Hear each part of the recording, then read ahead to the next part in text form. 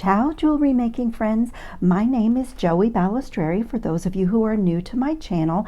And if you are new, welcome. I'm so glad you're here. And for my returning and regular viewers, I'm glad that you are here too. So what you see is deliciousness, because if you know me at all, you know that I love pink. And I am doing another project. Let's see, I think this is going to be my 6th project with the February bargain bead box, which was called Budding Romance. And these are the rose quartz nugget beads that were in the box. And I have already done a little bit of stringing because my plan is to do a set of bracelets, and this is the ones that I will have left over. I think I have pretty much organized the length that I need, but these are absolutely stunning. You know, a lot of times rose quartz can almost look white, but we got some beautiful rose quartz nuggets in this box. The strand was like 15 or 16 inches long, and I just love it. I see sort of like lavender colors and pink, and there were a few. You'll see that I have a few on my strand, and I did this ahead of time because I, full disclosure, cut my strand and kind of went through and hand picked the beads that I love the most and alternated the shapes from the more elongated ones to the more round pebble looking ones, just to come up with a look that I really love. But you know, there were like some that were almost clear that have this amazing flash, and then you know, sort of pinks and lavenders. I mean, the colors in this rose quartz were just beautiful and just totally spoke to me. So I decided to do a set of bracelets using those. And my plan is to do one simple line bracelet that I am just going to crimp with my magical crimping pliers on the ends, and I'll show you that for those of you who don't know what that is. It's an amazing little tool that takes a crimp tube and turns it into a tiny little bead. And so for a piece like this, I'm just, you know, think it's perfect. I think it will be perfect. And then also I have from my stash, I have a gold filled little lobster claw clasp that has this little articulation here, and I get these from Amazon, and I'm actually going to use one on my second bracelet as well. Let me show you what they look like. They come in a set. I cannot remember. I've used some out of it. I think there's 14. I don't remember, to be honest, but I'll put a link to these below. But it's a little assortment of gold filled lobster clasps in different shapes and sizes, and even some are shiny. There's some with a little bit of texture, and they are gold filled, so they should have a lot of longevity in our pieces. And I ordered them. I thought the price was good, and I just have these in my stash, and I have chosen 2 of them for my 2 bracelets. And I am also using gold filled jump rings. I'm going to keep these bracelets for myself, and I didn't want to take the time to do the little anti-tarnish, the permalac that I do on a lot of my pieces. So I'm going to use a little bit higher quality metals. And so in this one, we can go ahead and do this one because this one will be super easy and fast. I've just gone through, cut the strand of beads, chosen the ones that I want, and I have my, let me set this one aside. I have my length. Let me just pull in my ruler. I have my length here at 6 inches. So by the time I crimp and add on this little gold filled jump ring and this clasp, I should be right at 7 1/8, which should be perfect for me. So let me also show you this before I move on.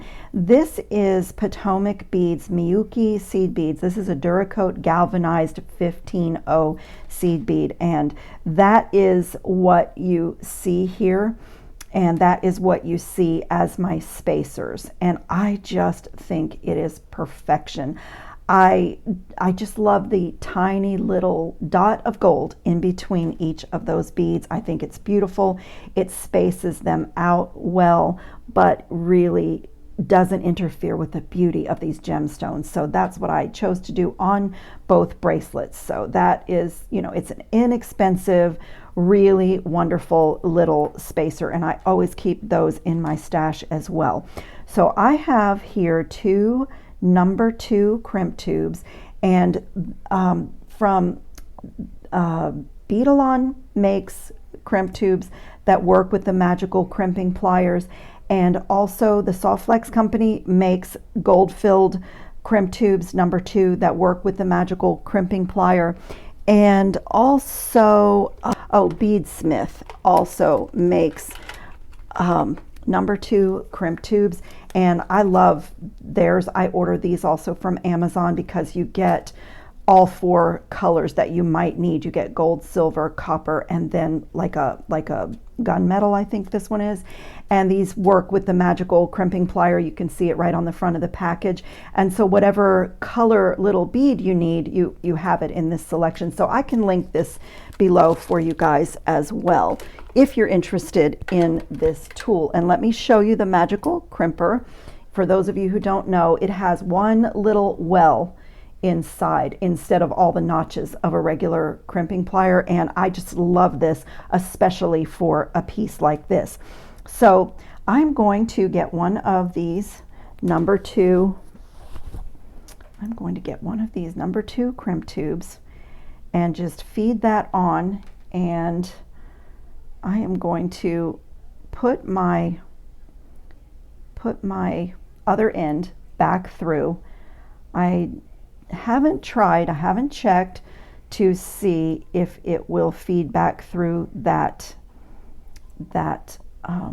little nugget bead, but if it will, yeah, it will. It's not necessary. It does not add any strength or anything, but it's a little bit nicer to cut away your tail wire when it's not up close to the crimp tube, if that makes sense. Let me just find it. Let me push it through. So this end can just make your loop the way you want it. I think that should be good. And what I'm going to do is I have a little scrap. Let me see if I can show you. I have a little scrap of bead stringing material here. This is my little plastic bag of scraps. This is the Soft Flex company. Almost all of this is their 49 strand wire, and I save all of my offcuts of this because you can do earrings and you can make charms with these little scraps. But what I'm going to do is make a little dummy wire that goes through that crimp tube, and then, you know, if it will go through, sometimes I poke it right through the bead as well. Depends on the holes. Gemstone beads, let's see, oh, it actually went, look at that. It actually poking right through. So all that does is take up the space inside your crimp tube. So for the magical crimper, you just get a really, really nice bead that way. And like I said, I don't have to worry about where my beads are because this end is still not done. So on that end, we'll have to pay attention to our tension and other things, but on this end, it's really easy. So with this magical crimper, whoops, I just pulled my dummy wire. Does need to, it actually doesn't need to go through the bead, but I do it if I can. There it goes. Okay. And then all I'm going to do is center that crimp tube in that well. Just take a moment, check it top and bottom, and when it is centered in the well, just squeeze till the pliers are closed, and when you take it away, you should see that the 4 corners of that are pinched. It looks a little bit like a ravioli. And then turn it in the opposite direction, like 90 degrees, and I've learned to go slowly with this and really feel when that little ravioli or square is centered in my pliers in the well, centered in the middle of the well. And when you feel like it's centered in there, give it a squeeze in that direction, and then you just keep going around until you don't feel any resistance, and it has formed a little gold bead.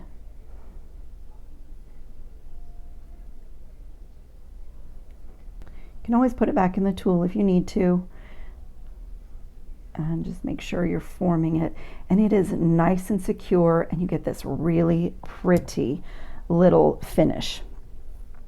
And then I can come in and trim away my little dummy wire, and I'm going to use this little scrap for the other end. And this is nice and secure. Give it a little tug. Now I want to push. I am going to have to trim this little tail here because it will not go into that little 15-0. So let me pull everything this way and trim this little tail. Now I can scoot everything back up. Okay, and now here's where on this side we do have to pay attention to our crimping, our spacing. And so I actually do not want this little 15-0 bead on this end, because as you can see, my little crimp becomes the bead. And so I'm going to like curve this. I don't want any spaces, but I don't want it to be rigid and super tight. So I'm going to curve it as a bracelet. And just like before, feed on the crimp tube. And I think I normally do this with a jump ring, but I think on this bracelet, I think I am going to string my little clasp right on instead of a jump ring. And then just feed that wire back through the tube. And I have to get a hold of the end. This, I have shorted myself a little bit on this wire. So you get my pliers in there to help me. And just give that a little tug. And now before I crimp, I want to make sure that it's not rigid. And now I can come in with this little, I actually want to pull that back a little tiny bit, and I can put my little dummy wire in again on this side. See if this side will also go through the bead. No, it doesn't want to. Oh yeah, it did. See, it went inside the bead. I can actually see it. Perfect. Okay, and now I'm going to come back and do the same thing again on this end. Just center that in my tool and press down. And I have my little 4 corners pinched, and now go in the opposite direction. There is a little bit of a learning curve. When I first got this tool a few years ago, I wasted a few crimp tubes just getting the feel of getting this in the well. After I pinched the 4 corners, that's where I would always go wrong. And sometimes I still don't quite get it if I'm hurrying.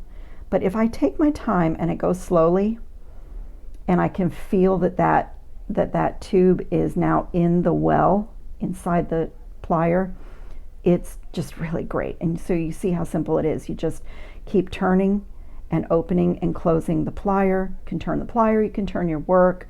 And when you take it away, you have this beautiful little bead. Very clean, very beautiful way to crimp. And I'm just going to trim away my little dummy wire and trim away my excess. And now this little bracelet will be done as soon as I put the ring on the end for the lobster claw to clasp onto. Just put that right on there. And I even considered adding like a little lampwork bead charm to this, but I just love this as a set. Just a nice plain little bracelet as a, you know, as a layering bracelet as a stacking bracelet. Make sure that jump ring is closed really well. Look how sweet that is, and it just really features those gemstones. Classy, elegant, and minimalist, and with one of my favorite gemstones. So that is just a beautiful little bracelet. Now for my second bracelet, I have strung on a little length of those same beads, and I am going to use a piece of gold silver silk for the other half. This is by Silver Silk and More. This is the, I don't think this is pearlesque chain. I think this is just the gold capture chain. I can't quite remember what I ordered, but if you can see, this is a very fine knitted wire that makes this little casing over a ball head chain, so you can see the ball inside. And so I have already done the silver silk ends on one end, and we'll do the other one together, but the ends that come for the capture chain have this beautiful little logo of silver silk, and they're really high quality, and I do love them. So that's going to attach on this end of my little nuggets. So I need to literally do that same thing again, where I put on a crimp tube, and you just want to keep going until you don't feel any resistance, because that means that the tube is round and is molded to that well. And then it comes out looking like a perfect little bead. Okay, now we can do the same thing. Get my cutters, cut away my dummy wire that's only taking up space just to give me a nice round, good firm bead. And I'm going to cut away my actual wire, and now I can do the same thing on this side. That looks great. Another little crimp tube, and just feed it back through. Literally the same thing we've done on the ends of every one of these bracelets. Trim away my other wire. And so I have this pretty little section that is going to get attached to my silver silk with a jump ring. So I've already done the cap on this side, and so let me take a little jump ring and attach it to this side. My little silver silk end cap. Close that ring really, really, really well, so it's a perfect circle. And now I need to get my measurement on this side, and I already put a little mark where I need to cut this, so I will just show you really quickly what I'm going for here. I can wear anywhere between a 7 and a 7 1/4 inch bracelet. So this cutting it here put me at 6 1/4, and then let me move this down. Just going to double check everything while I'm filming. This put me at, that put me at 6 1/8 actually, and then this little cap will go right there. A clasp and a jump ring. By the time I put the jump ring for the clasp and the jump ring for the attaching the silver silk to the other end, I should be in perfect shape. I keep an older set of cutters on my work table just for things like this. Although this mesh is not hard to cut, but I try to keep my other cutters really, really nice and sharp. And I'm just going to come in and right where my mark is, cut right there. And then for those of you who have not worked with silver silk before, this little mesh, sometimes you will get little bits. Can you see? Like little tiny bits where you have cut it. It doesn't unravel, but you do want to get those little bits off and have like a nice clean end. So I will always just take a minute to clean up the ends. And one of the reasons is, you know, one time I was making bracelets or something, and I didn't do a great job at that, at getting these little bits off the end. And when I put my end on and went to close it, I had a little bit of metal stuck in between that was sticking out, and it was really hard to cut it. And so, yeah, it's really good if you can just pull off anything. It's counterintuitive. It feels like it would unravel, and it doesn't. It's just, you know, you have like those little tiny bits to clean off. So then I am going to add my silver silk end, and I just want to make sure, I mean, it's a bracelet, it's going to move around, but I'm just going to take a moment to attach it in the same direction that I attached my other one. So that looks pretty good to me. See how it's naturally hanging, and my end just flipped. So let me give that a little turn. I'm going to try to close it down. I still don't have this open far enough. I'm sorry, you guys, but I'm struggling with it because it's too closed. So I'm just going to put that on my plier and just very, very gently open it. You have to be careful doing that. One time I ruined one of my caps because I was a little too aggressive, and I actually cracked the end finding right there from opening it too much. So you have to be careful doing it, which is why I went back for a second pass, because I'd rather have to go back than you know, ruin one of my end caps, because these are kind of expensive. I love them, but they are a little bit expensive. So let's see. I want my silver silk logo to be lined up with the other one. That looks great. And now what I started to say is, if you have Tool Magic, if you have your pliers dipped in Tool Magic, that is great. I don't care for that. And so I will usually use my nylon jaw pliers to get this started. And it's a little hard. You can even, like, I've had success with doing it this way on my mat so that it doesn't slip off. Once I have it in place, I can do it, or even this way. Sometimes that works. Just want to give it a little squeeze and get it started closing, and then you can go from there. I got it that time. Got it that time. And so the idea is to get as little space there as possible. And so I'll usually just go, you know, side to side, like with my nylon jaw pliers, until I have it as closed as I can get it.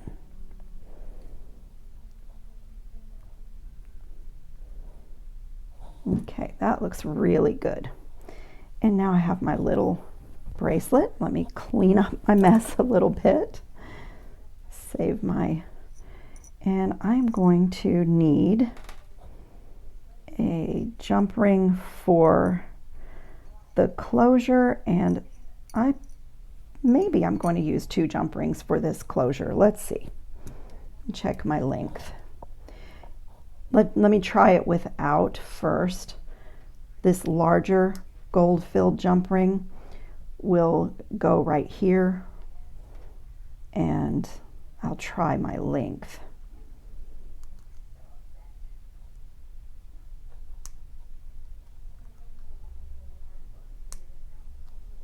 I like that little clicking sound when I'm closing a jump ring, because that means I have the 2 ends just touching each other, and great closure. Okay, and then put my little clasp on the other side and check the length. I have an extra one here in case I don't like the way it's moving or clasping. I just took out an extra one. So we'll see. And close that really, really well. Make sure. Sometimes I even put my pliers on the inside. And let's have a look. I also always check my clasps to make sure that they are functioning before I attach them to a bracelet. Look how sweet that is. So if I wanted to, I could add like a charm or something to this jump ring, but I really just wanted to have like a little set of bracelets just featuring these stunning nugget beads. So let me see how successful I will be at putting this on my own wrist. Let me try. Sometimes, I know I'm out of the camera, sometimes when the camera's rolling, something like this is impossible, but when I'm on my own, I can get it done. I am going to go into my little selection of gold-filled lobster clasps that I showed you and choose another one that is a little bit bigger, just a little bit easier for me to put on. This one is so pretty and interesting. Look at that. Let me try that one. Check it before I put it on. Yes, let me give this one a try and see. I have a little space for a tiny bit more length on this bracelet, and I think I won't struggle so much to put this on myself with this little bit larger clasp. Try to save those other ones for a necklace. Oh, that's much better. Much better. I'm pull out of the camera for 1 second. Look at that. I just love those little nugget beads. And if you guys haven't seen this video, I did a video months ago on doing these hand chains, and these are micro-faceted garnets that are even smaller than the ones we got in this month's box. But you can make these hand chains and still layer them with other bracelets. You can still put your rings right on with them, and it is just really beautiful. I tend to put these on if I'm going to a bead show, if I'm going to meet my beading friends for lunch after a show, or going for a drink with them or a coffee. It's just really pretty. It's a great conversation piece, but they layer really nicely. So I just love the way this turned out, and I love this as a layering bracelet. Let me see if I can also, I may have to change this clasp too. I really love it, but you kind of push it this way to get it on and off, and if that is too difficult for me to do on my own, I may choose another clasp. But that is why I love that set of clasps, that selection of clasps from Amazon, because they're gold filled and they're nice and heavy, and they have this beautiful, just this really beautiful color gold to them, and there's a lot of choices for different projects. I was able to do it. So look at this beautiful little set of bracelets. They are so pretty. I just love being able to enjoy these stones from the box, and no matter where they turn, no matter which way they turn on my wrist, it's just lovely. The gold, the capture chain, these beautiful little clasps that are gold filled, and I just love all my choices. And I could stack these two bracelets with some of the other bracelets that I've made. I did another bracelet from the box. Hold on, let me go grab it.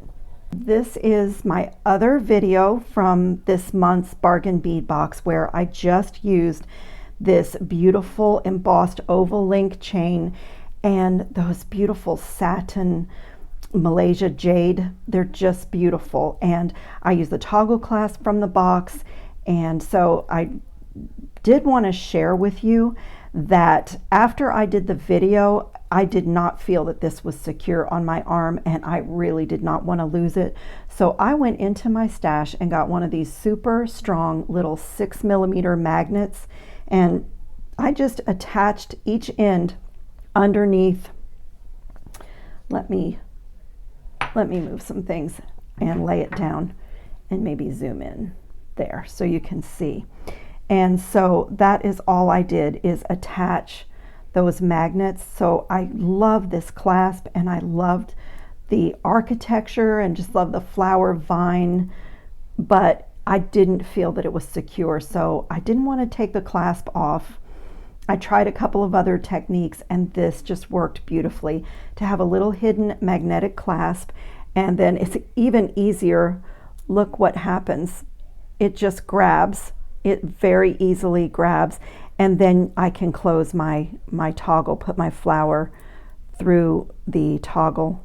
Look how beautifully these stack together. I just love this, and I love it with my hand chain that I made. So if you have this box, these garnets that came in this month's box have so much sparkle. The faceting on these beads are absolutely stunning. Look at the sparkle. And so those would be perfect if you wanted to do one of these kind of boho chic hand chains and, you know, stack it with your other bracelets. Oh my goodness, I am planning a bead show with some friends in the Orlando area next month, and I think I'll be wearing my bracelets. So I thank you so much for watching my video today and sharing what's on my beading mat. If you haven't subscribed to my channel, I would greatly appreciate you doing that. It just helps support my work, but it does not obligate you to anything. It doesn't cost anything. And you know, if you don't want to get a lot of notifications, then you can subscribe without tapping the bell. But if you don't want to miss any of my videos, then after you subscribe, tap that little bell notification. And then when I upload a video, you will get a notification so you don't miss any of my upcoming projects. So once again, thank you so much for watching today. And I hope everybody's having fun on their beading mats. And I will see you in the next video. Ciao, jewelry making friends.